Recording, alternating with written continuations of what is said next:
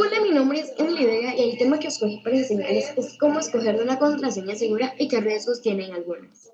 ¿Qué seguridad tiene mi contraseña? He aquí un clásico de las películas. El hacker se sienta frente al ordenador y adivina de inmediato la contraseña maestra. Pero, ¿resulta factible en la vida real? La respuesta es, según como sea de buena nuestra contraseña. La famosa contraseña del PIN. La contraseña más sencilla es la de 4 dígitos que usamos para asegurar algo que no deseamos perder, pero no se nos hundiría el mundo si eso llegara a suceder. El celular o una cuenta bancaria. Un PIN de 4 dígitos no resulta especialmente seguro para bloquear algo. Existen 10 opciones posibles para el primer dígito, 10 para el segundo y así sucesivamente. Si la multiplicamos obtenemos 10.000 códigos posibles. Un ordenador podría comprobarlo sin un abrir y cerrar de ojos, razón por la cual las tarjetas y los celulares suelen bloquearse cuando se teclea el PIN varias veces seguidas.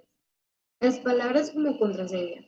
Utilizar una palabra, por ejemplo, una de 6 letras como contraseña, parece mejor opción. De esta manera, el número de combinaciones de letras posibles es de 26 elevado a la 6, más de 300 millones. Mejor que un PIN de 4 dígitos, pero tenemos un par de problemas. En primer lugar, 300 millones no es un número grande para un ordenador. De nuevo, en unos pocos segundos podría probar todas las combinaciones. El segundo problema es que la cantidad de palabras que existen es mucho menor. El diccionario de Scrabble enumera alrededor de 20.000, no mucho mayor que la cantidad de pines posibles. El 26% de los adultos pone contraseñas fáciles de recordar como cumpleaños, nombres de familiares o mascotas.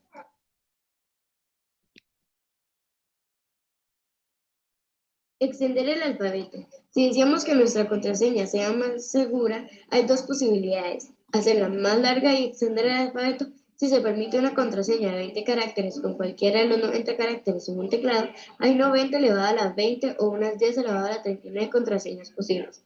A 1.000.000 por segundo tardaría aproximadamente 10.000 billones de veces la edad del universo para descifrar al azar. Pero, por supuesto, aquí hay un problema. ¿Cómo diablos se recuerda una cadena aleatoria de 20 caracteres? La compensación. Hay un punto intermedio a la hora de elegir una contraseña. Se necesita algo que no sea fácil de adivinar por fuerza bruta, así que las contraseñas cortas son malas. Muy fácil de adivinar, password 1234 es una opción horrible. Pero también es necesario algo fácil para recordar. HSGD58FAR4 es seguro, pero necesitarás suerte para recordarla. Estas son las contraseñas que no debes utilizar. 123456, password 12345, 12345678 y contraseña. Que nos lleva a la mejor opción dicha por el dibujante Randall Monroe. Propone una propuesta por 4 palabras normales al azar que se puedan relacionar aunque sea de manera absurda, como grasa de alta crema fuerza. Es tan buena como la mejor. Trabajo hecho por Emily Roxana Vega Badilla. Muchas gracias por su atención y espero les sirva de algo. Es un buen consejo y lo utilizamos el día a día. Hola amigos de Donámica, mi nombre es Nicolás Monge y en este video voy a hacer una breve introducción a un tema que me llama mucho la atención de matemática llamado las probabilidades. Lo que dice el título, hoy amigos vamos a ver temas sobre la probabilidad, vamos a ver cómo se usa en la vida, como ejemplos, vamos a ver cómo entender sencillamente qué es la probabilidad y vamos a más que todo aprender cómo se usa. Es bastante sencillo y tal, así que bueno, vamos allá.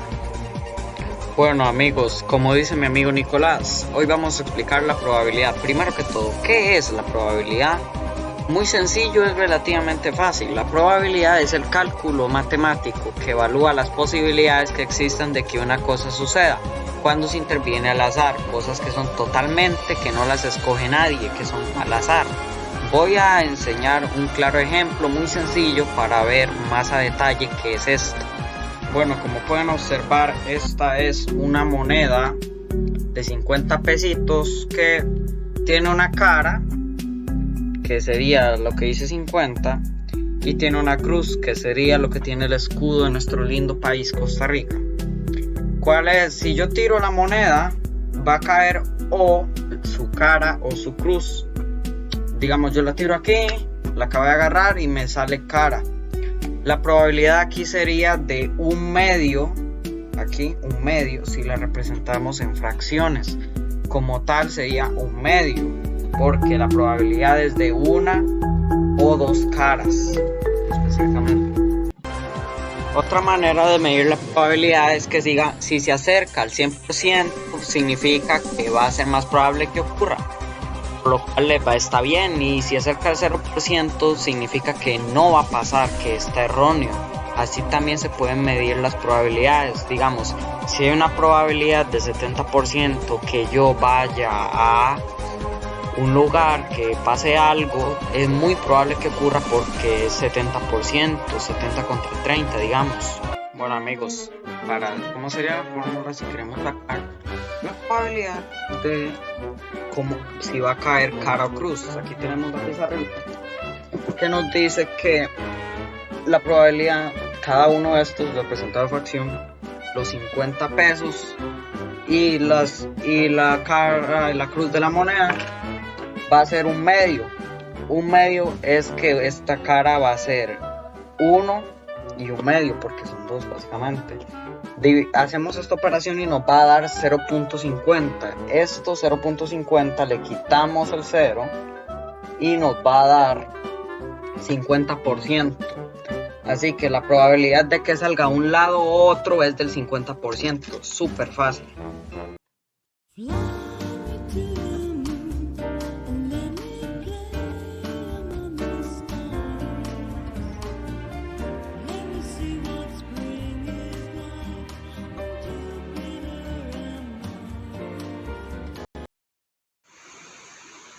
Hola, soy Gael y hoy les voy a presentar el tema de arquitectura.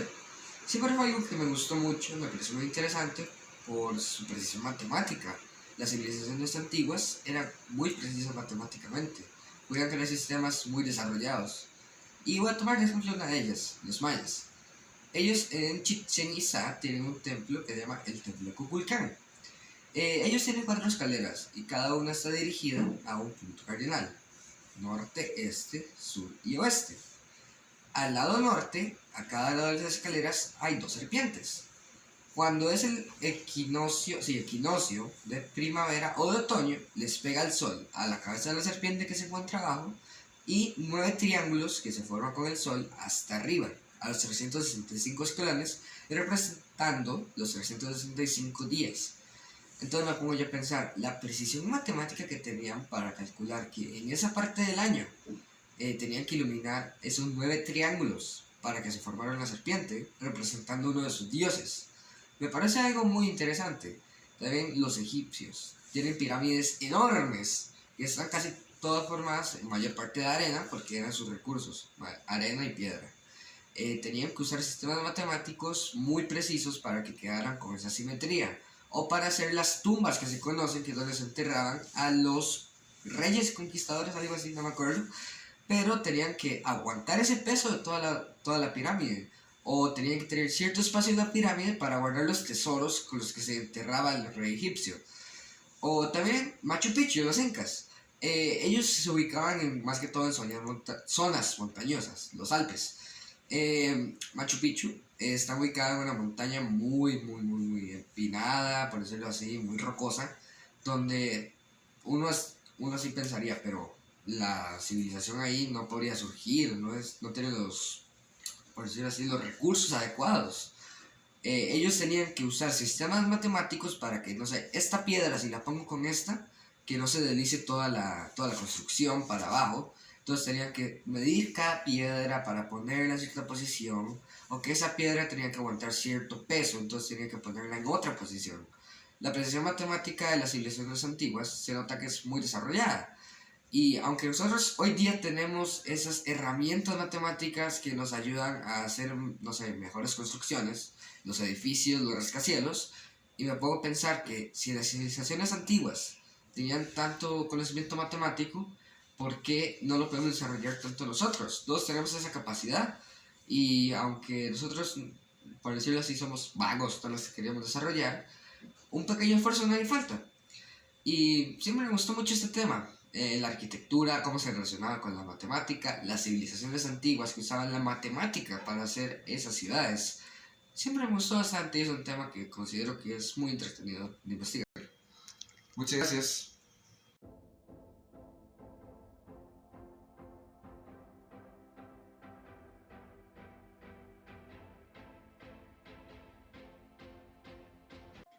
¿Cómo están? Soy Yarot y vengo a hablarle de la utilidad de las matemáticas en la vida diaria.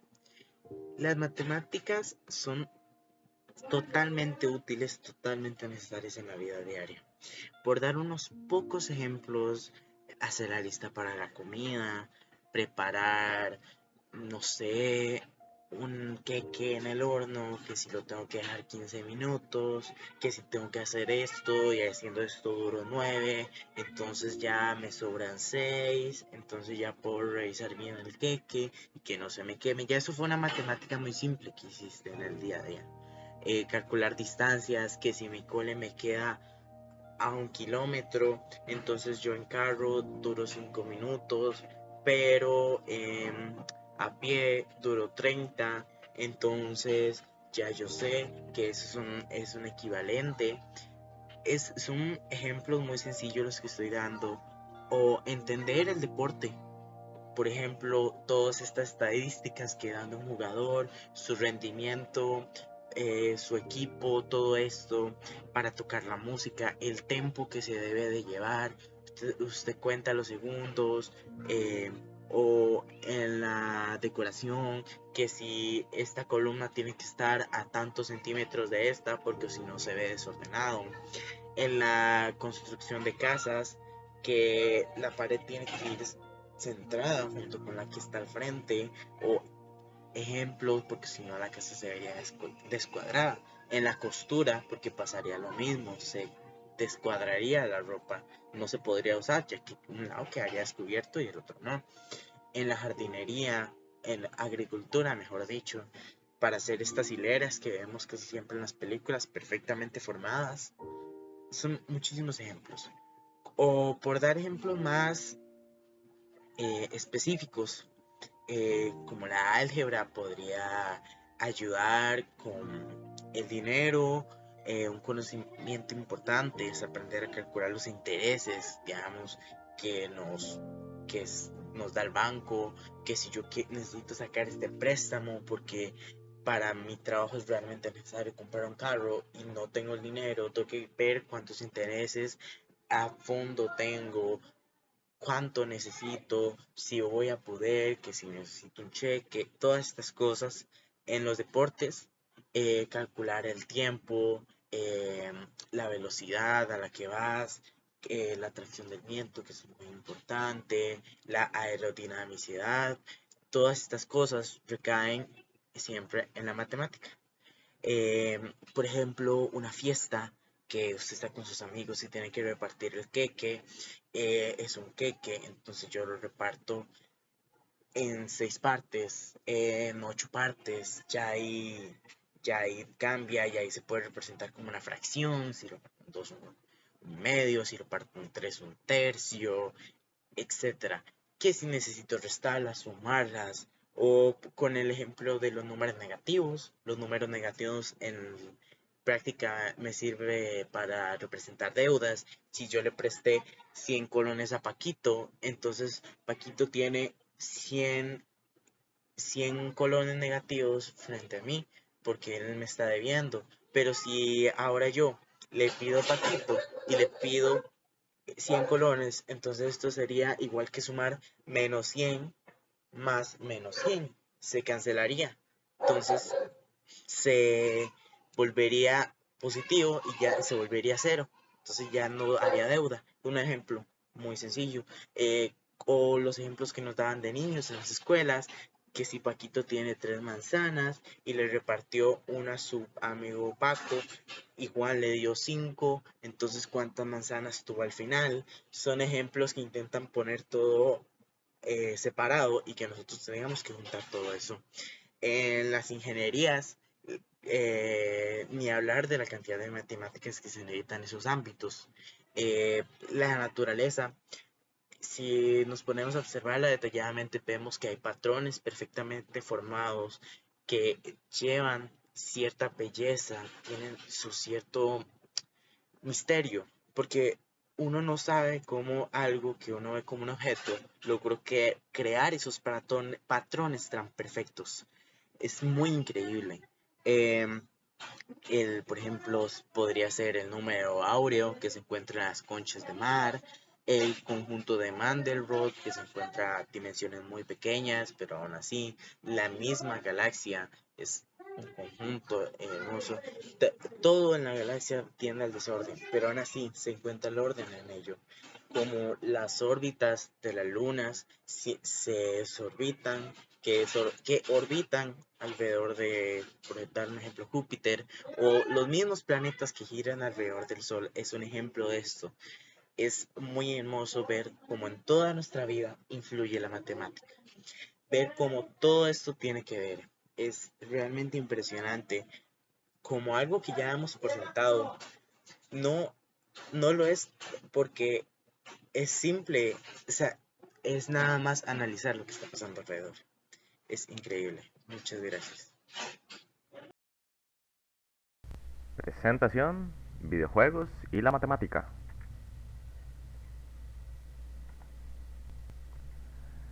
Las matemáticas son la base de los videojuegos. Entran tanto en su proceso como de desarrollo, en las líneas de código, por ejemplo, como a la hora de jugar.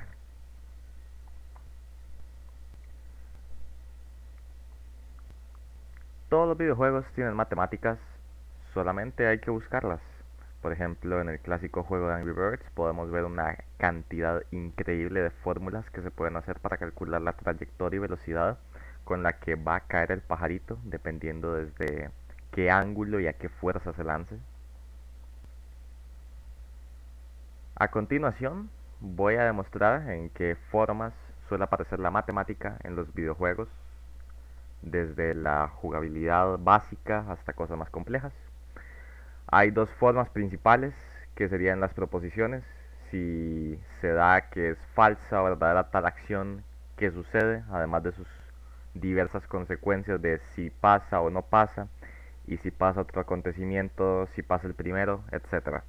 Y luego en los números, a la hora de calcular puntajes, daño, puntos de salud, etc., todo como parte de la jugabilidad básica. Por ejemplo, en la aplicación de verdadero o falso, pongamos un ejemplo sencillo del Space Invaders. Hay otros más, pero pongamos el ejemplo del Space Invaders. La nave, en caso de no ser impactada por ningún proyectil, el juego continúa. En caso de que sí lo sea, se le restaría una aplicación matemática numérica la cantidad de vidas que se tiene en la partida.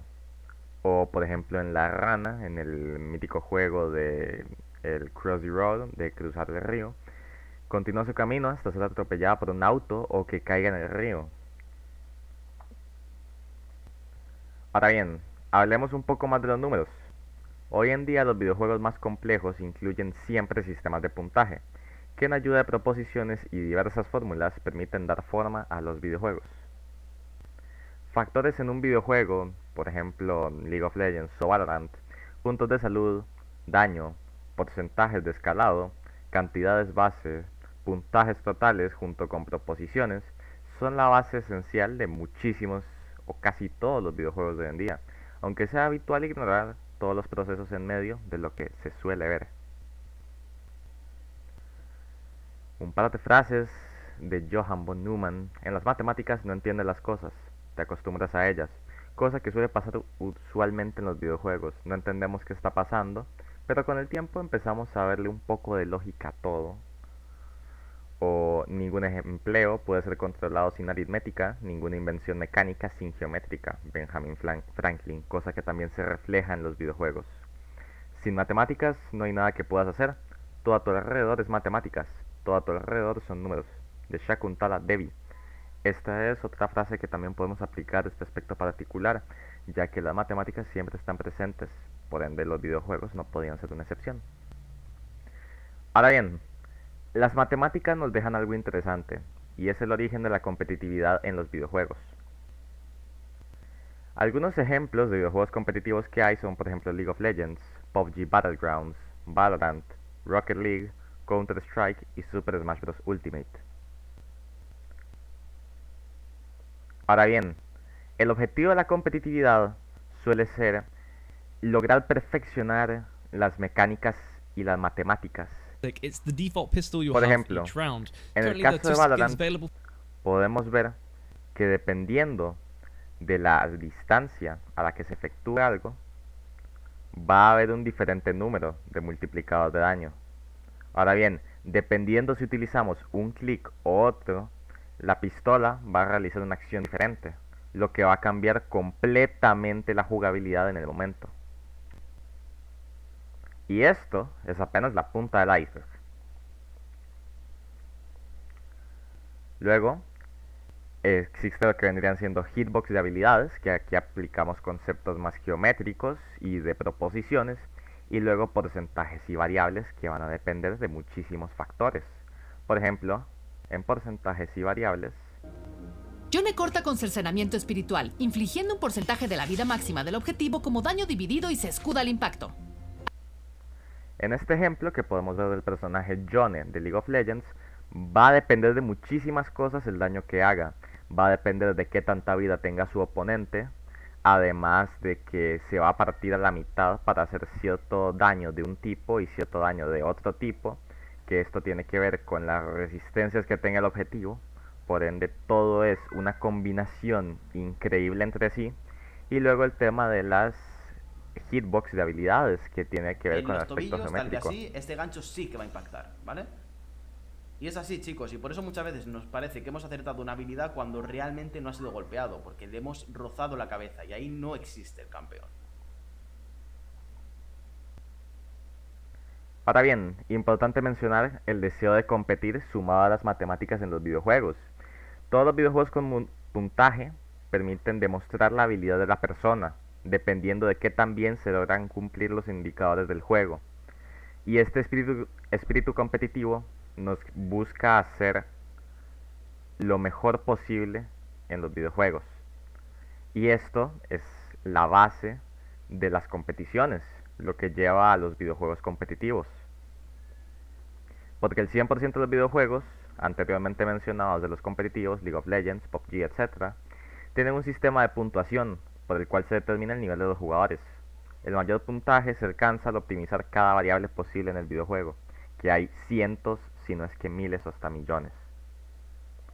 Ahora bien, mencionando un poco las hitbox en los videojuegos, que son la parte más geométrica y referente a las proposiciones, al igual que en la realidad tiene que haber una lógica dentro de las acciones que ocurren en el videojuego. Si uno ve que un auto está a 300 metros, no debería impactar, no tiene ningún tipo de lógica. Ahora bien, se intenta replicar por medio de las hitbox este tipo de conceptos. Sin embargo, no van a ser tan fieles a la realidad debido a las limitaciones que hay en el equipo actualmente.